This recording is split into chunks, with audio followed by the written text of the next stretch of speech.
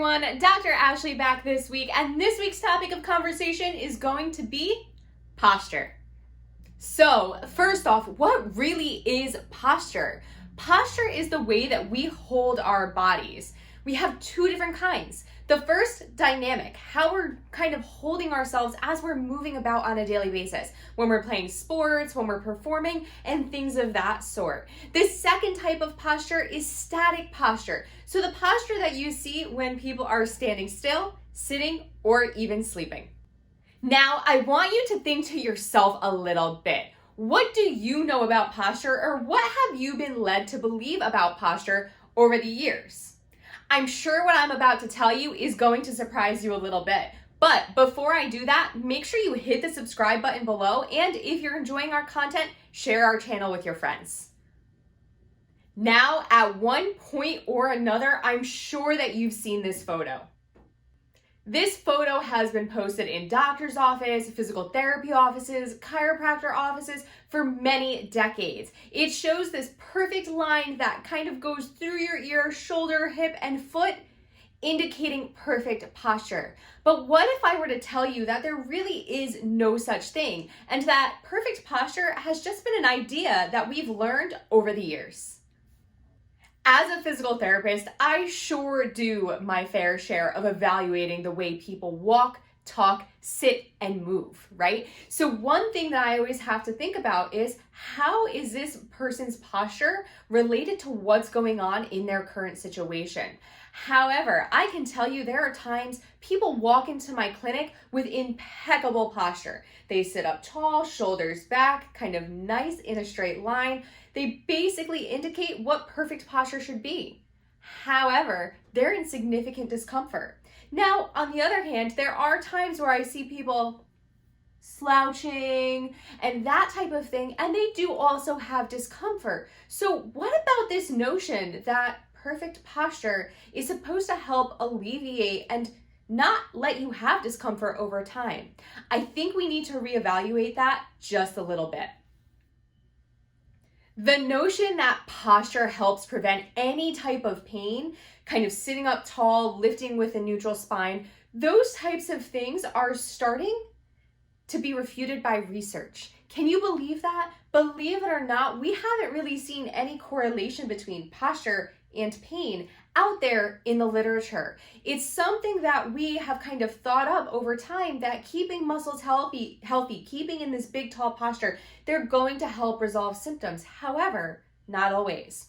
The one thing that we're beginning to say as physical therapists, and I think that healthcare providers should start to implement this as well, is your best posture is your next posture. We need to make sure that the body stays resilient and that we move in all different ways. If we try to hold ourselves up nice and tall all day long, it's not easy. We may not be able to breathe as well, and actually you might be straining yourself a little bit more if that's not a position that your body likes to be in. So what should you really know about posture? I'm going to go over 7 things that I think are important to take from this video, and to make sure that you're not stressing yourself out all the time thinking that you need to be perfect. Posture tip number 1. The definition of perfect posture may not be right for you. Why? The whole reason comes down to our anatomy. Not everybody is built the same, and everybody has anatomical difference in their body that may make them uncomfortable sitting up tall or in perfect posture. We have to think about things such as kyphosis, scoliosis, lordosis, hip position, hip rotation, forward, backwards, and some people are built with those things from the get-go. So why are we always hounding, oh, sit up straight, fix that, you need to do it differently, especially if a person is not uncomfortable? Yes, we should help people regain capacity of their tissues and be able to move in different ways, but stressing one specific posture is not the way to do it, and that is why perfect posture may not be right for you. Posture tip number 2, something that I talked about a little bit earlier. There is really no true perfect posture. Posture that you feel comfortable in is your best posture. So we don't need to continue to hound people to sit up tall, make sure they're perfect. Posture comes along with a lot of different things, and I'll get into that a little bit deeper as I continue through these posture tips. But stop thinking that ideal posture is always perfect. Stop thinking about people in power, people of authority, people in the media, because yeah, sometimes, you know what? We're not always going to be perfect, and those people aren't either, but they'll put on their best posture show on the red carpet or in a photo just because that's what they're supposed to do. Posture tip number 3. Your posture may not actually be the reason for your pain. Think about that one. When our bodies are having a stress reaction, when we are unhappy, when we are sad, when we are stressed out, when work is not going the way we want to, our bodies are in a heightened state. And typically when our bodies are in a heightened state, we feel anything that has been there get worse. So if we have a little bit of neck pain, or we have a little bit of discomfort in a shoulder or even a knee, it may be affected by just our emotions. And the other thing that actually comes along with our emotional status is our posture. When we're sad, our posture may get worse. When we're happy or confident, we may seem in better posture. So it may not actually always be the posture causing the pain. Sometimes there are things behind it that actually drive the discomfort that makes us do what we're doing. Posture tip number 4.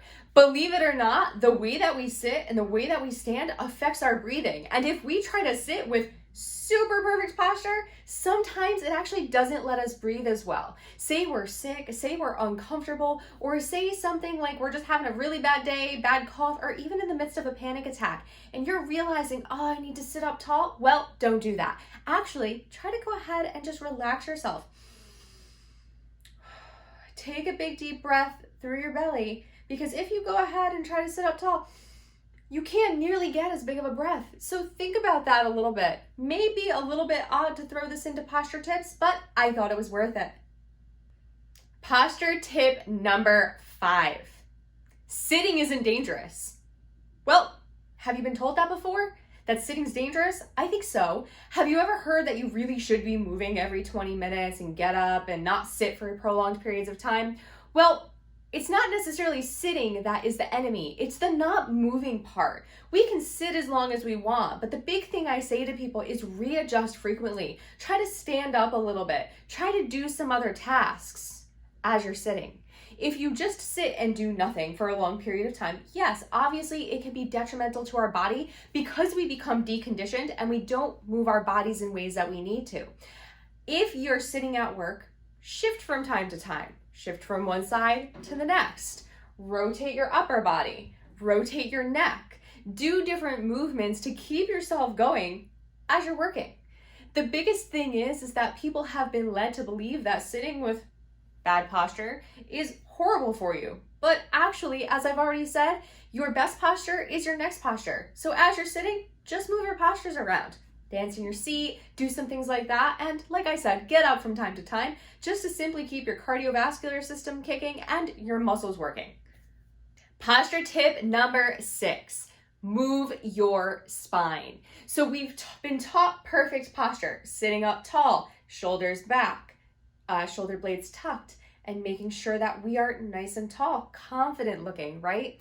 The big thing is that we've been taught to not let our back flex, to not bend forward, or to not lift things with a rounded back. Well, I'm going to challenge you here a little bit. We've always been told lifting with a neutral spine is best, or not necessarily sitting slouched is best. But from time to time, I want you to practice. The reason being is the more movements that we put our spine through, the healthier it stays over time. If we don't do those things, our spine loses capacity to do them, just like any other joint in our body. So don't think that just because you bend forward once and pick something up and have a little bit of discomfort, that it's going to happen again. The big thing I always say is that if our body doesn't have the capacity to do what we're asking it to do. So say you pick something up with a rounded back 20 times, but you haven't done that in months or years, more than likely you're going to have some pain and you might be at risk for an injury. But overall, moving our spine around, sitting, kind of moving our shoulders, twisting, it's okay for you. So go ahead and do it.